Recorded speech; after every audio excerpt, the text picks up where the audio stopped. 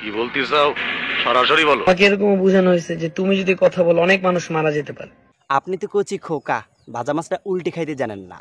সালাম করে কি আবাল পাইছো? আমার চাচাকে দেখছি দিনরাত পরিশ্রম করতে, দেশের জন্য কাজ করতেছে, মানুষের জন্য কাজ করতেছে, এটা হচ্ছে আমাদের ফার্স্ট প্রায়োরিটি।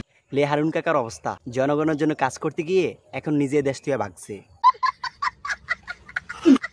সেটা তার পারিবারিক একটা চাপের মধ্যে আছে দেখে সে আপনাদের পাশে দাঁড়াতে পারেনি। এটা আমরা আগের থেকে জানি, আপনি যে পরিবারের চাপে আসতে পারেননি, কারণ আপনার পরিবারটা তো। কি আশ্চর্য কথা! শুনেছিলাম আপনি অনেক ভালো মরক পোলাও রান্না করেন, আমি কি রিভিউ করতে পারবো এটা?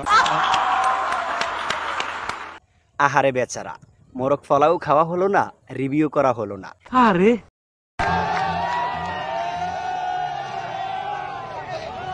হুজুর দেখি খুশির টেলায় বউকে নিয়ে রাস্তায় নাচানাচি শুরু করে দিছে। তো হুজুর এত নাচানাচি কেন করতেছেন? সুটিয়ে লাল করে দেবো, নোংরামি বার করে দেবো।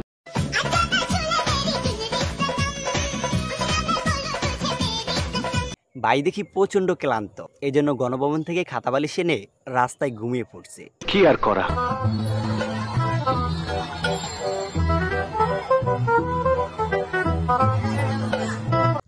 বাঙালি ফ্রিতে পাইলে যা হয় আর কি, গণভবনের সব মালপত্র বাড়িতে নিয়ে যাইতেছে। এটা বলার কিছু নেই ভাই, তোদের সবার কাছে আমার একটাই অনুরোধ, এগুলো দেশের সম্পদ, এগুলো নষ্ট করিস না।